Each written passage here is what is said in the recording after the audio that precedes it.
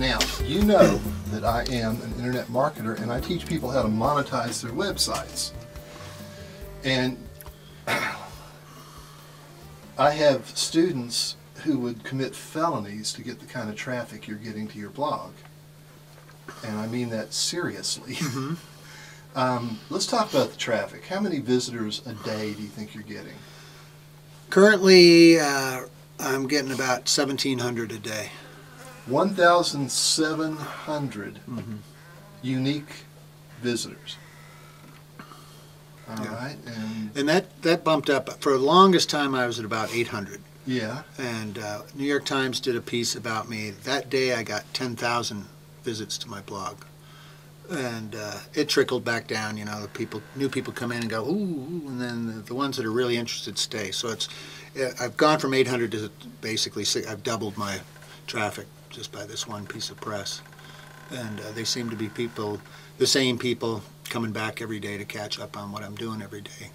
You know, I do the blog every day. I made a point of trying to do that when I started it. Of course, I went for like 3 weeks straight when I first began, and then I missed a day, and it's like, oh, fuck, I missed a day. And I haven't gone a full 365 days yet because I missed a couple days last year, and I forget what the date will be where I've done one every day for a year, but I try to do it every day. And you know, and I have a photography background, so it's almost like when I get up in the morning, I have to think to myself, I have to have a production meeting with myself and decide, well, I got to do something. I got to take a bunch of good pictures of it, and then I got to write something kind of interesting about what I did for the day and post it at the end of the day. So it's like, you know, I have my morning production meeting. I do my thing throughout the day. I go in and you know, produce my daily news magazine at the end of the day and hit the button and just in the beginning I was hoping someone would read it. Now that's just happening. So it's kind of an interesting thing. I don't go through the comment section that much on my blog. You know, I'll kind of breeze through them, and if people ask silly questions or give me advice, and I don't tend to respond to a lot of it. I'll respond every now and then if somebody asks me something that I think is interesting. But the comment part really isn't why I'm doing it, I don't think. I just like to it's an extension of my daily diary that I've been doing for years, and it's just a little more interesting to be able to post the pictures up and occasionally some video and things like that. Now, in terms of branding, you appear to be branding Benita. Yeah, which is funny because she doesn't have a brand on her. In fact, you know, when I befriended her 2.5 years ago, I wasn't thinking anything about that in the beginning, and she became more and more of a pet. And then last year on my birthday, the rancher who owns her gave her to me for my birthday because he knew I'd been taking care of her and I'd named her and all that. But before he did that, I had started kind of thinking about monetizing her somehow, because you know, people like animals, you know. So, and I was thinking, well, what if the rancher finds out I'm selling Benita mugs or something? You know, he's going to want a piece of the action. So when he gave her to me for my birthday, I was free and clear to do what I could with her.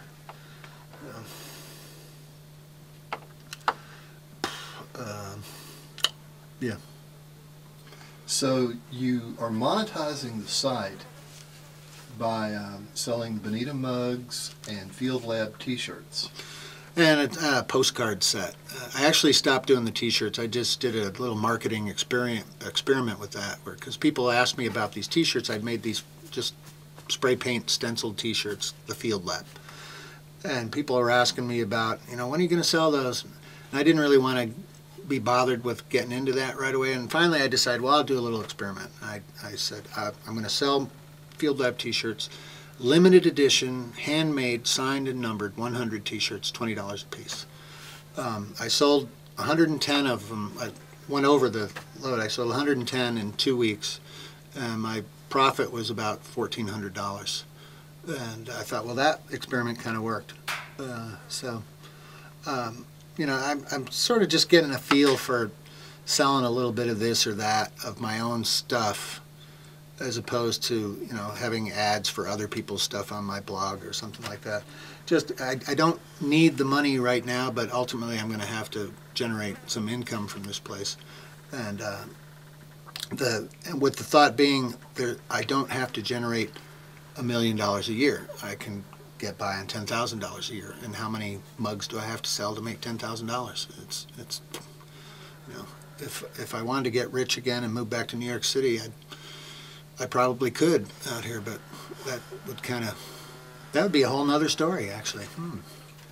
Well, about that. There's a conversation you and I can have later about what to do with all this traffic and how Right. to monetize it. Because there's a lot of ways to monetize that kind of traffic. Yeah. They're not scammy and spammy. You know, you don't have to sell AdSense ads.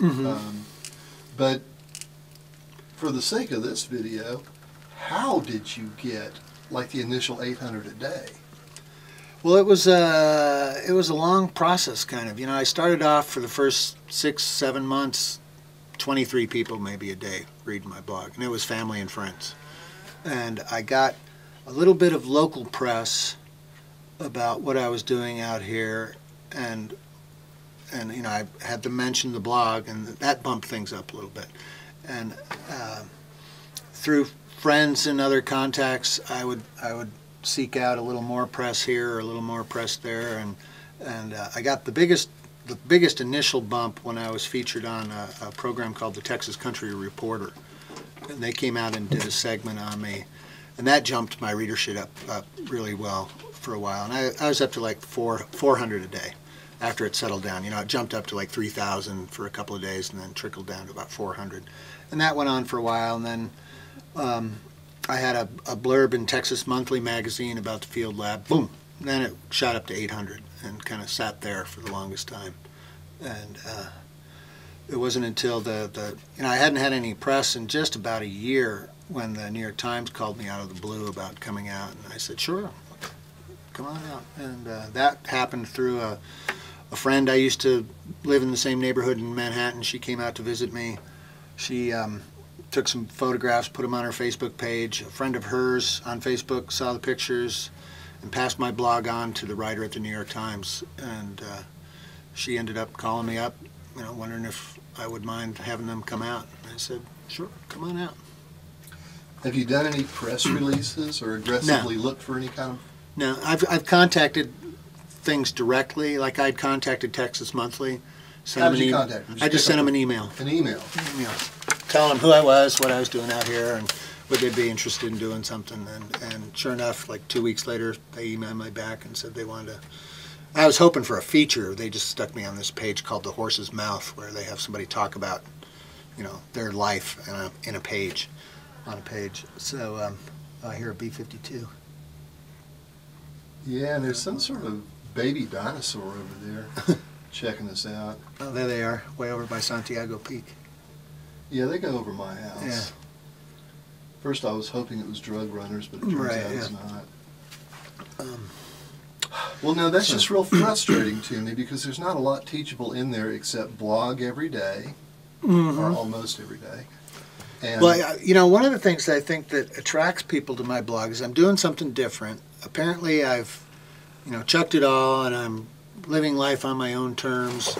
You know, and I think I've developed in the almost 3 years I've been doing the blog a writing style that's kind of interesting to read. You know, my blog is maybe 2 paragraphs long. It's short and sweet, and sometimes I, you know, try to be a little clever in my wording and stuff like that, and I provide interesting pictures, and some of my projects are more interesting than others, and it's I think that's what some of the draw is to the thing. And the fact that I do it every day, it's, you know, people can check in, as opposed to, you know, some people don't blog every day.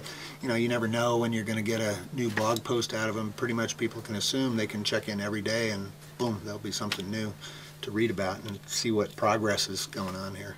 I think they like to see the project progress as well. They like to see what's happening next, and that's part of the draw as well. And then the animals, of course, are a draw.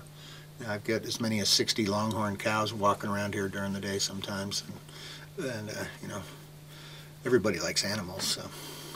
Well, I've noticed on my blog, like when I'm out here, I'll take pictures. Like yesterday, I posted pictures of a sunset, and then I did a trip through Big Bend, right? The Maverick Road, San Jose Canyon, several little off trails. Did some hiking and took my camera with me, and I get the feeling that people are living vicariously. Yeah, a lot of people mention that when they contact me. I'm living vicariously through you, which is, okay, that's fine. Well, it's a pretty romantic thing you're doing. Yeah, really. it's got that romance to it, living in the desert by yourself and all that.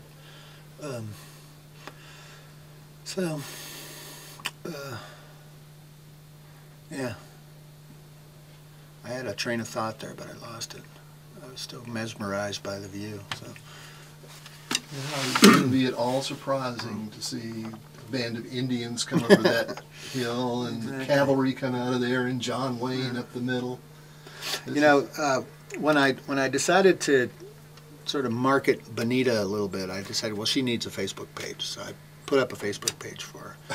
And she passed me in friends within about 3 months. And the New York Times thing came out. She had about, 560 fans. The New York Times came out 2.5 weeks ago. She has 1,175 fans now on Facebook. And the funny thing about her Facebook page is I try to post something new like twice a week with pictures of her, right, what she's doing and whatever. So, every now and then I think, well, Bonita hasn't been on Facebook for a while. I got to see what she's up to. And like today, it would be a picture of her, napping in the desert or whatever. So you're using a blogspot blog, and later on I'll tell you why you don't want to do that. Okay. And then you're using a Facebook page for yourself and Bonita. What else is in your arsenal?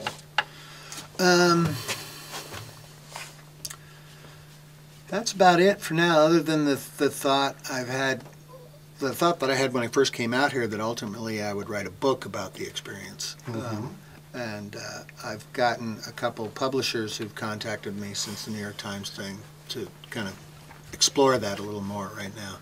So that's sort of something to think about. But as far as, an overall marketing plan, I really have nothing specific other than I just got to get this greenhouse done and start growing my own food and then move on from there. I have a feeling I'll have all this free time when that's done, but I know that's probably not going to be the case because I want to build a guest house, and then there's landscaping I'm going to want to do, and I'll have my dam and my lake to deal with, and bass fishing tournaments and sailboat rentals and condos and no. So do you think you finally found home? I would have said yes had I not had the experience in upstate New York that I had. When I moved up there, I was sure I was going to live the rest of my life in this big old farmhouse and die there. And when that changed, and I decided to come here, I came here with the new realization that, I'm going to try this, but this might not be the last stop. So I don't have that, to really think about now. So now it seems good now, but things can always change. So I'm willing to roll with it. Well, you're a long way from the nearest pharmacy, the doctor. Right. Yeah. I'm getting older now, and this is not really a place to live if you've got some kind of major physical ailment, because a 911 call can take them an hour to get to you, maybe. I do have a CareStar sticker on my door there. I pay $50 a year in case I need to be helicoptered out of here. It'll only cost me $50. But then again, EMS still has to get here first to decide to call the helicopter to come get me. So who knows? Yeah, this is no. What was that movie? No Place for Rich Men or Old Men. What was the movie that they shot in Marfa? That sounds right. No Place for Old Farts. Yeah, something like that. That's what I kind of feel. Although there's some guys out here 80, 85 years that are barely hanging on, and they stay out here. They don't want to go anywhere. But the thought of ever having to go to a nursing home or a assisted care living center does not appeal to me at all. You know, I've had relatives, my father, my stepmother, all gone through that, and that just, you know, if I get to the point where if I'm still here and it's like, you know, I got to be taken to a nursing home, I'll probably just take a walk in the desert until I perish out there. The idea of sitting in a dining hall with all these people with walkers and oxygen and talking about, you know, playing bingo later just does not appeal to me at all. All right. Actually, I really hope to go by an attack from a longhorn. I think that would be perfect for me. You know, right through the forehead, a horn. You know. Yeah, fast, painless. Yeah, fast, painless. On camera, of course.